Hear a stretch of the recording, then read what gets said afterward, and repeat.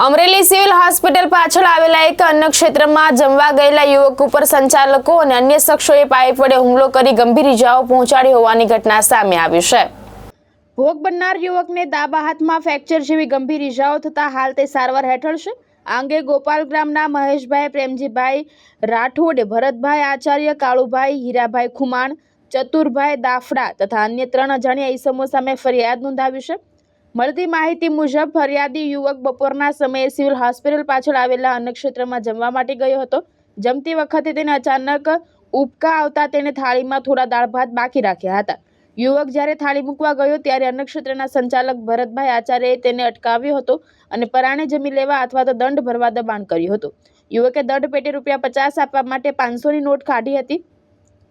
આ દરમિયાન આરોપી સંચાલકે યુવકની જ્ઞાતિ પૂછી હતી। યુવકે પોતાની જ્ઞાતિ જણાવતા જ સંચાલક ઉશ્કેરાઈ ગયો હતો અને અન્ય શખ્સોને બોલાવી લીધા હતા।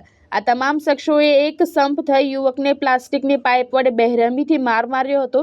કુલ 7 શખ્સોએ મળીને યુવકને માથામાં, જમણા હાથના અંગૂઠા પાસે અને ડાબા હાથમાં પાઇપના ફટકા માર્યા હતા। આ હુમલામાં યુવકને ડાબા હાથમાં ફ્રેક્ચર અને શરીરે મૂંઢ ઇજાઓ થઈ હતી। હાલ અમરેલી વિભાગના નાયબ પોલીસ અધિક્ષક ચિરાગ દેસાઈ આ અંગે વધુ તપાસ કરી રહ્યા છે। જાતિ સમાજના એક છોકરાને મોરમાર મારી હાથ ભાંગી નાખવામાં આવેલ હતો। એ બાબતે કાલે છોકરો આ લોકોના માર મારવાથી એક્સપાયર એટલે કે મૃત્યુ પામ્યો છે।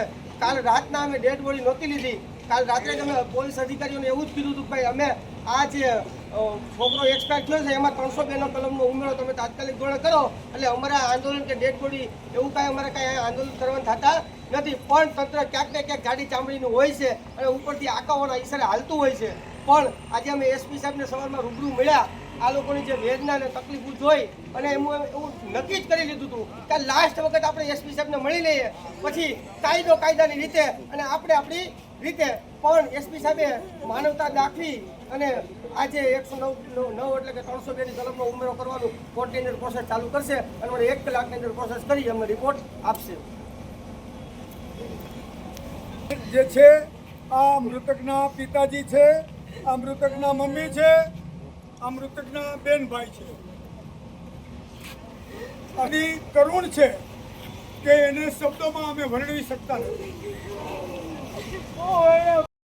ફરિયાદ દાખલ કરવા માટેની ચીમકી આપેલી છે અને આજે અમે અત્યારે પરિવારજનોને સાથે રાખી અને એસપીને મળતા એસપીએ જે ખાતરી આપી છે, એસપી અને પોલીસ તંત્ર અમને જે સમાજને અને પરિજનોને ખાતરી આપી છે એમાં ખરા ઉતરે, નકર અમે લડવા બેઠા છીએ અને લડીને ન્યાય મેળવીને જ રહીશું। અમારા દીકરાઓની કેટલી લાશ અમે ઉપાડવાના માટે સમાજને વિનંતી છે કે જ્યાં હોય ત્યાંથી આ પરિવારને ન્યાય અપાવવા માટે અમરેલીની સિવિલ ભરી દો। જય સંવિધાન।